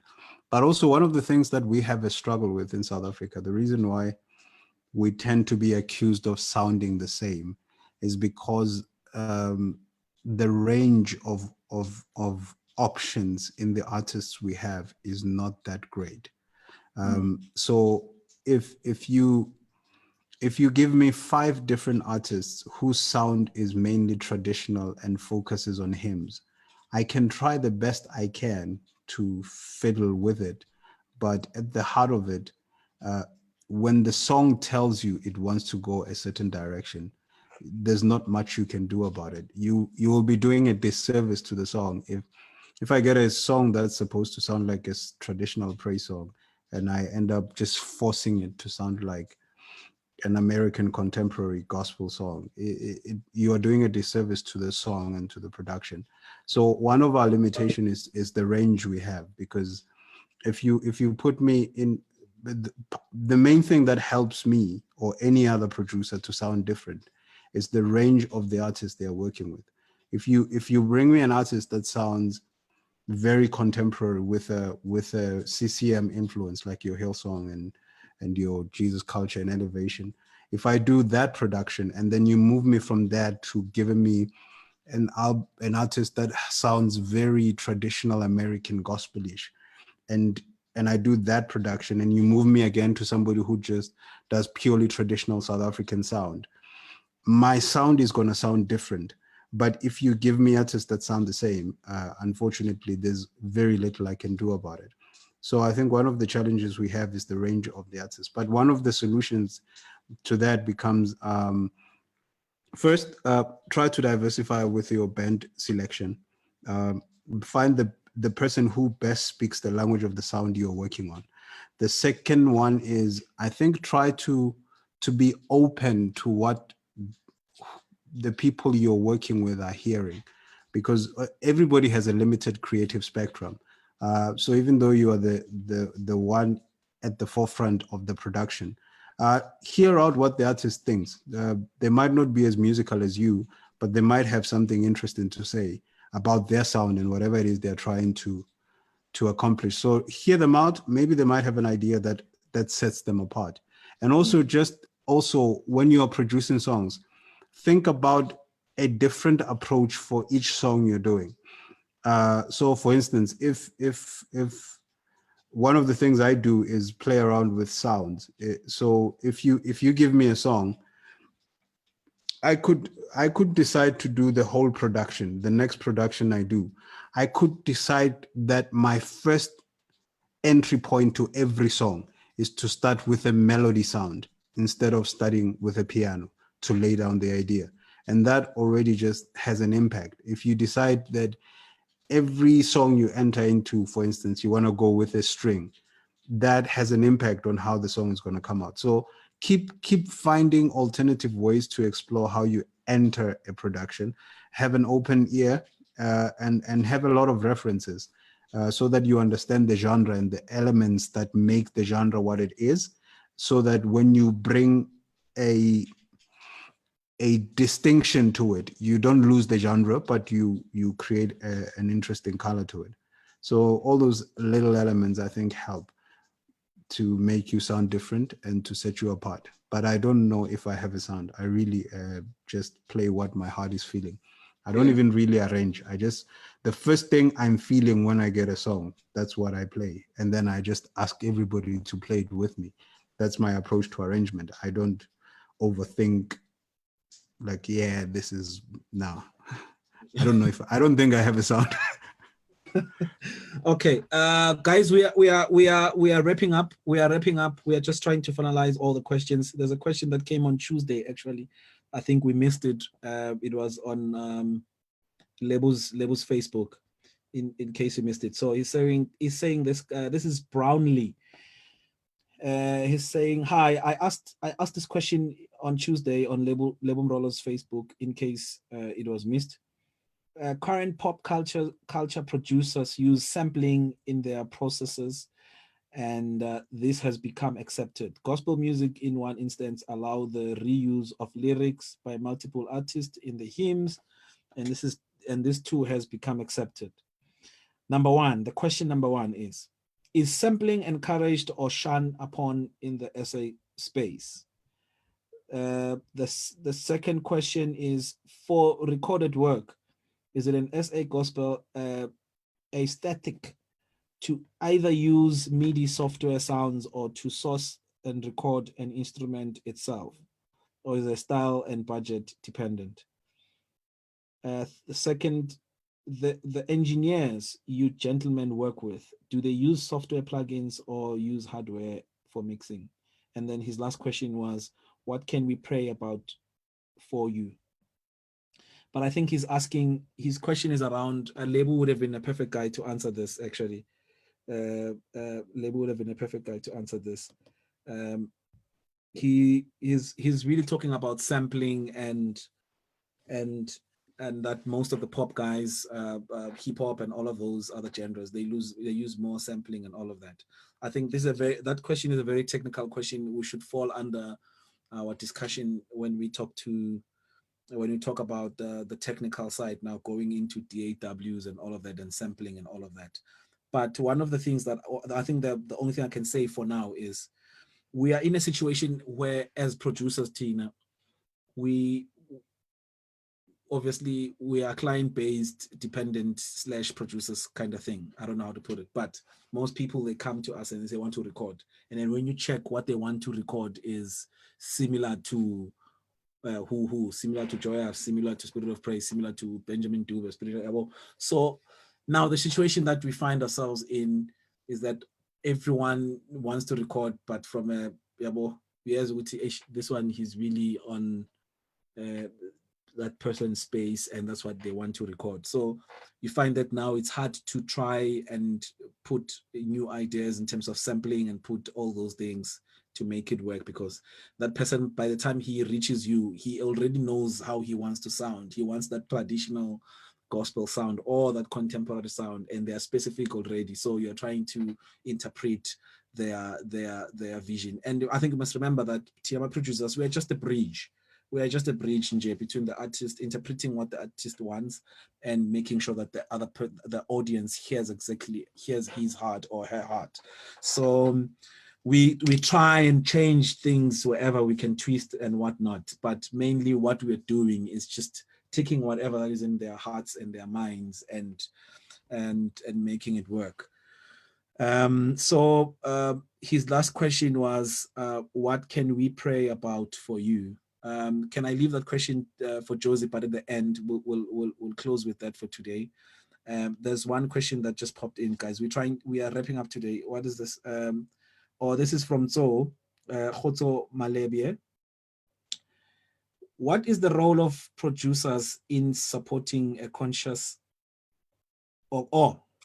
what is the role of producers in supporting or conscious about supporting Black businesses?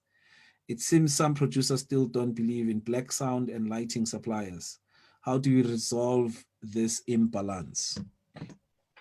I would love to start on that answer, and I'm going to give it to you, Josie, as well. I would love to start on that question. This question talks about supporting Black businesses and all of that. My take is very simple. I know for sure, I think most of the people that have worked with me, I know that I have balanced that equation. My first departure point is to check who's available, number one, and who's affordable. And most of the time, you find that most Black companies, most suppliers are not available, or the Black suppliers are cool. The biggest challenge that they have is that most of them, they don't own the equipment as opposed to the other white companies. You find that most of the Black guys, they go and outsource the equipment, and then later the invoice or the quotation becomes a little bit higher than the other one, because this one has to go and rent stuff from Sound GP or from rent the stuff from a sound stylist, from Gearhouse and all of that. So by the time the code comes back, it's already like 20,000, and my client probably has 5,000 to do this thing. And then you find that other white, maybe white owned companies, they own this thing, so they can choose in terms of pricing. They can play with the numbers and give huge discounts because they own the equipment. Most of our Black guys, they don't own the equipment, and it's a reality, unfortunately. But I know that companies like Crochet, they own these companies. They're able to play with their numbers. Hence, all the time when we phone Crochet is always busy. When I always call Black Motion is always busy because they own their probably 90% of their equipment. When I call Zor Productions, the person that asked the question, he owns the equipment. He's able to play around with his numbers, and you find that then it's easier for us to work with them. We are not really against working with Black companies. Most of the time is the issue of availability, budget, number one. But then if the budget is there and then you are using a white company, sometimes you find that maybe there's a certain level that this person wants, and he's assuming that Black companies might not give that type of a level of professionalism. However, I know that I've heard some of those type of reasons, but mainly Kakul on my side, I always try to take care of my brothers, and I think everyone knows about that. And I always go through them and I check them, and I use everyone. The biggest thing for me is the budget. Is the budget is your code competitive enough, and is my client affording that? And I know that sometimes maybe others, the follow-up question to that would say, yeah, but when you have a project that pays a lot, you don't come to us. You only come to us when the budget is low. Yeah, it's integrity issues there, and how people are viewing other things and whatnot. Generally, that's how people are. When they don't have budget, they come to you begging. When they have the budget, then they go somewhere else. But mainly, Gakulu Mina, my biggest reason, Gakulu, it comes with my artist affording or having the money to support and afford the code that I sent, because obviously on some instances maybe other companies, producer companies, they still want to put their markups as well. So if there's 3, 4, 5 markups in there, and I as a producer, if there's a markup as well, then it becomes quite a very expensive code. So I think it just goes with how much budget is there. Is it an affordable code? And yeah, I don't know if Josie you would want to respond to that, but mina kakhulu nje, it has to do with budget and having a very good clientele service, kind of vibe as well, knowing how to take care of your clients as well. I'm not talking really about commissions and all of that. I'm just talking about just taking care of your clients as well, knowing your clients and keep in touch with them so they remember you. I mean, this goes with the singers as well, and the band and the musicians in general, and the band members and all of that. You find that people don't check on you, and then when you have a project, I think of the next person that I just spoke to 2-3 days ago. And then when you meet up with that person, says, yeah, but you don't book me anymore. I'm saying, when last did you call me? Just to check on me so that I can always remember your name and all of that when I have bookings. So I don't know, Josie, what's your take? Well, my take, I think, is slightly different from yours. I'm not as political when I approach my bookings. So one of the things that I've always paid attention to, and I think that has been helping me in my production work, I don't focus my resources on my creativity. I focus a lot of my resources on my capacity to choose the right people for the job. And that, I think that's what helps me whenever I approach a production. So I think I'm a lot better at casting than I am at producing. And that helps, because if you get the right people for the job, you're always going to get the best possible results. So the challenge then becomes, I'm not looking at who is my friend at that point. I have a lot of close friends of mine, and they know that I really love how they play, and I really love, how they sound. But when I get a call from an artist and I feel like the best person for this is someone else who's not even close to me, I am going to call that person because I feel that they are best suited to deliver the outcome we are going for. And so that goes then from just the musicians I work with to the service providers I work with. The scope of what you're doing and the outcomes you're going for determine, and like you said, the budget also determines who is the best person to do the job. So for me, whether the person is black, white, Indian, colored is inconsequential. I know this is an unfortunate thing to say. I know a lot of people will disagree with me in light of some of the challenges that we are having because black businesses are struggling to compete, and I'm very conscious and aware of it, but I'm also having a struggle to bring a balance between delivering the best possible product to the client.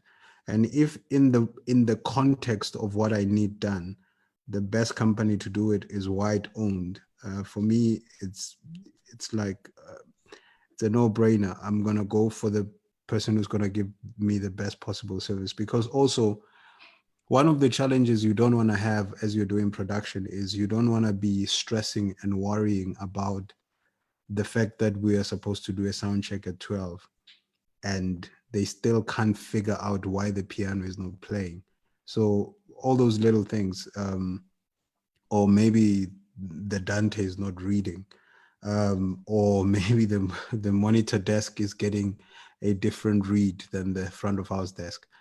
So all those little things then, I think for me, then end up compromising the client simply because I'm trying to push a business that I know. So for me, I'm not particular about the color of a person's skin.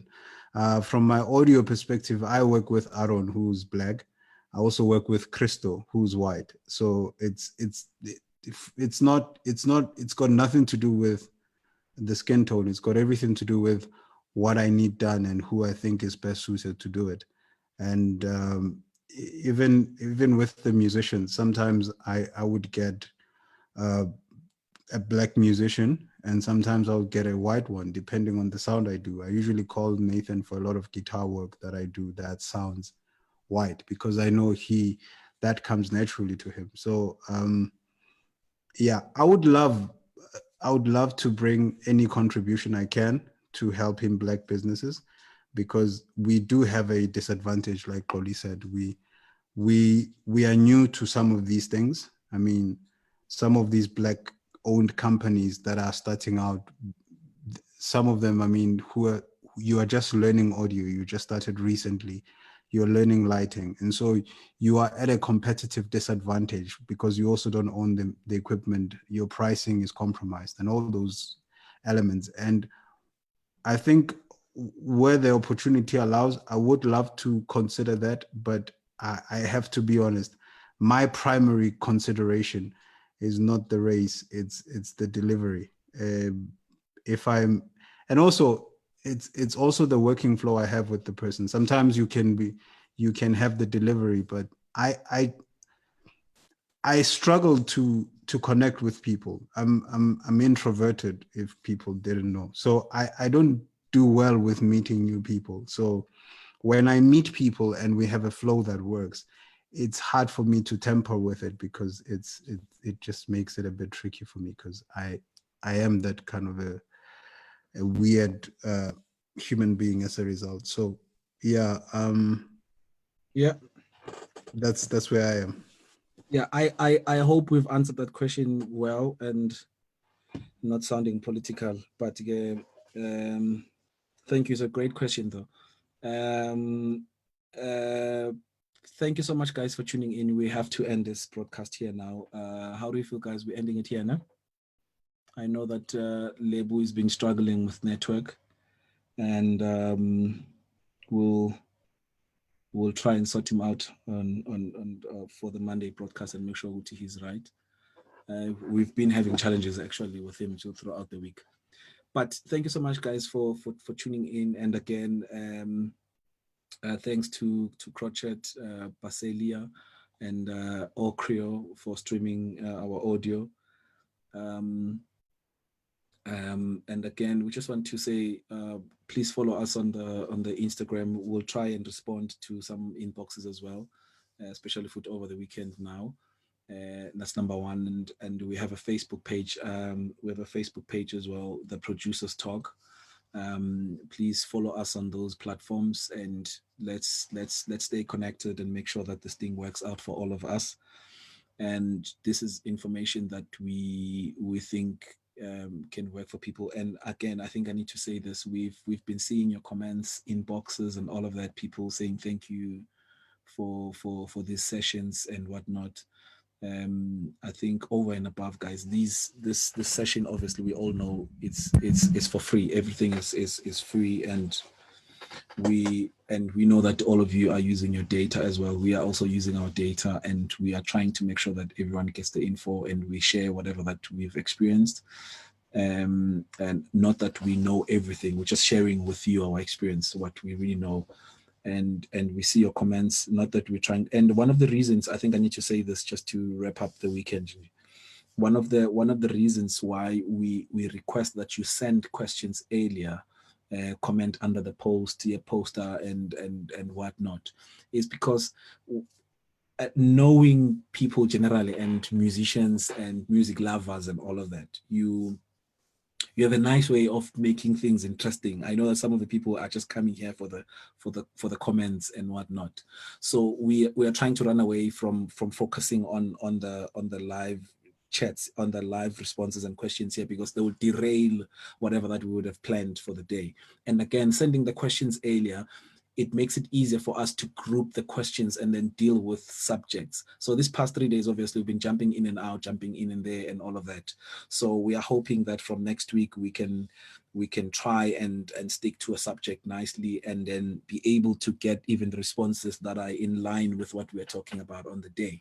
So it helps to send your questions earlier, then we work on them, we group them, we make sure that they are aligned, everything's aligned with the budget and all of that. But thank you so much. But thank you so much for staying here and using your data and listening to us. And we pray that the Lord will help us as well, not to derail some of you maybe, or sound harsh and not say the right things. But we pray that whatever that God has impacted in us, we can always dish it out to others so that they can eat from and get information. We thank you, and we see all the great responses. We've been getting phone calls as well. Aaron has been sending me messages that he's getting from his side. Lebo has been sending everyone. So thank you so much. And we are continuing again Monday, Wednesday, Friday next week. Monday we are really pushing hard. We've already planned our Monday as to how it's going to go. I know that a lot of people always ask, why is Joseph not on social media? And I will ask him that question. Let me ask him that question on Monday. Can we start with that question on Monday, just to make sure that he responds? I'm sure he's going to go look for the scriptures as well, so that he aligns you nicely, so that everything is ready and we are all ready. But I can assure you that on the Instagram, he will be responding on the Instagram. So it's us that are responding. There's someone that handles our social media, but responses is definitely us. So we will respond to the questions and the page as well. And lastly is I know a lot of people, and I know that people have been asking, guys, why are we not paying for the service? We would love to pay for the service and whatnot. Some people would love to give to this project. And can we please move that to for a discussion maybe on Monday? Let me speak to the guys nicely and see how we can make this best. Not to say that we don't want anyone to bless us for what we're doing. We just don't want to say no, and in a very bad way. We just want to make sure that we are covering.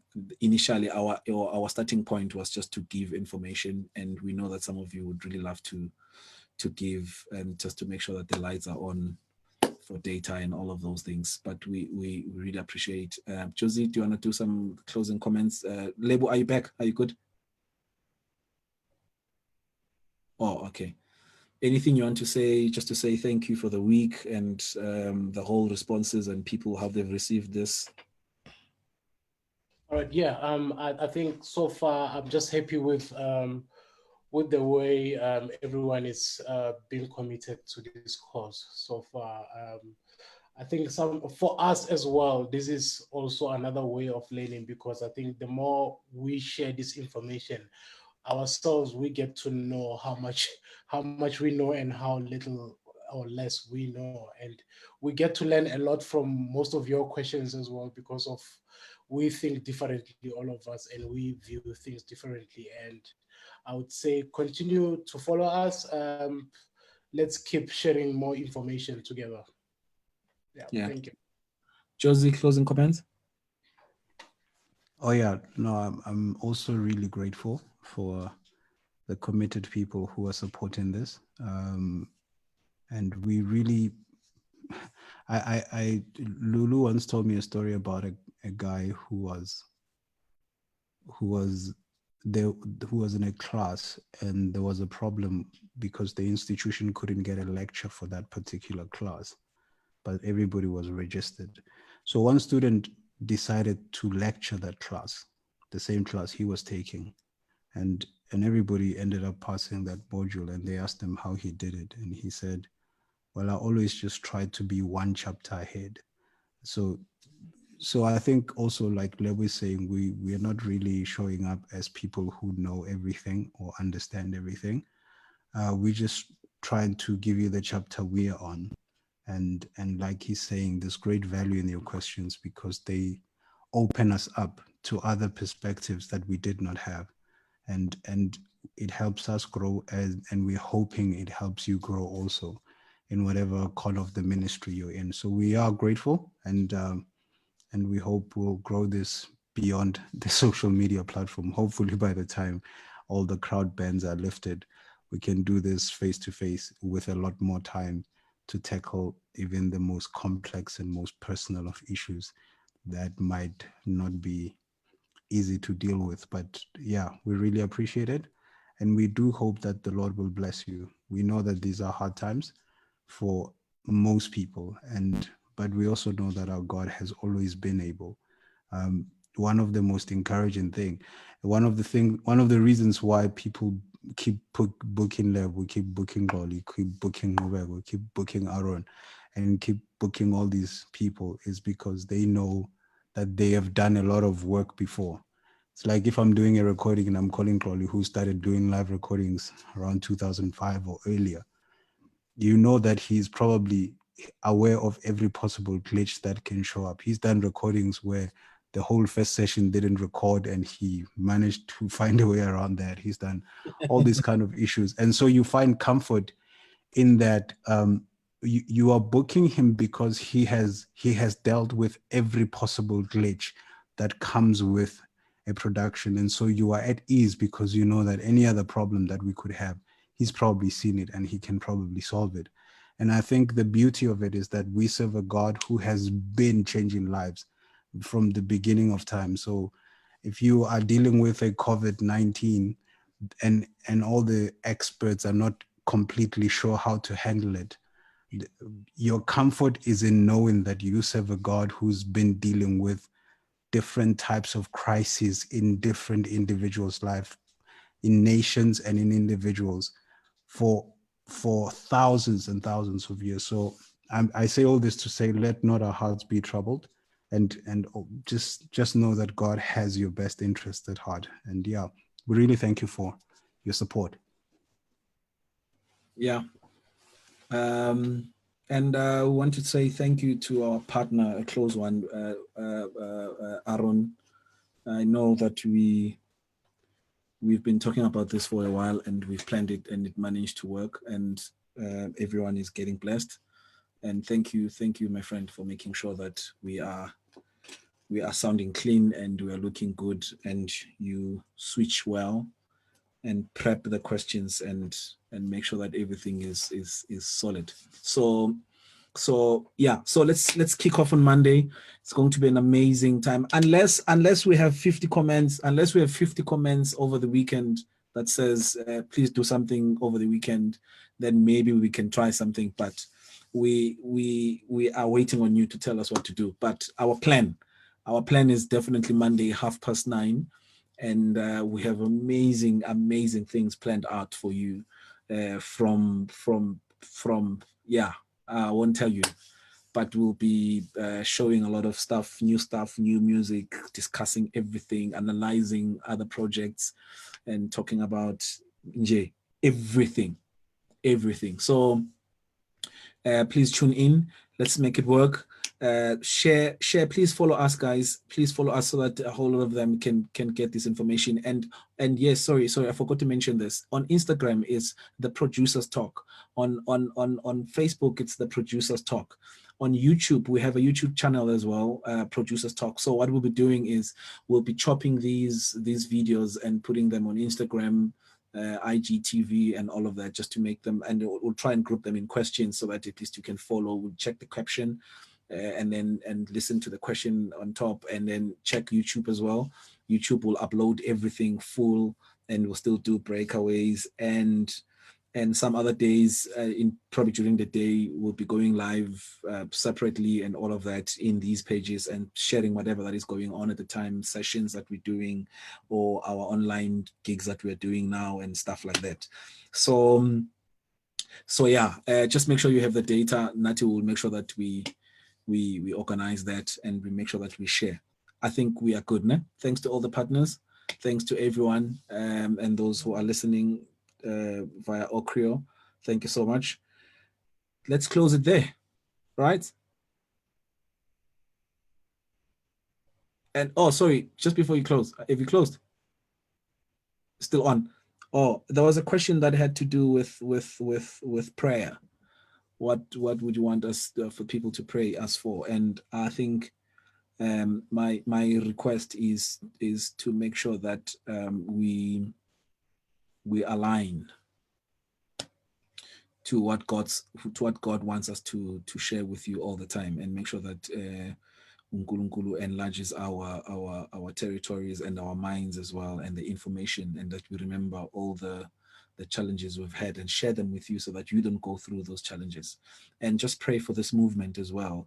I mean, we've got so many projects that are here and posters that are already planned out that we need to release, but we're not going to release them now. We're waiting for this 21 days to end, and things that will benefit you, discounts, corona discounts, what, I don't know, we'll see how we name them, but we've got a whole lot of projects that we've been planning, from recording singles and all of those things. And there's a whole lot of things that we've planned. We just want you to pray for us in your time, and just making sure that God see us through, and making sure that we achieve all of that. Thank you. Your prayers, will truly appreciate your prayers, guys. Thank you.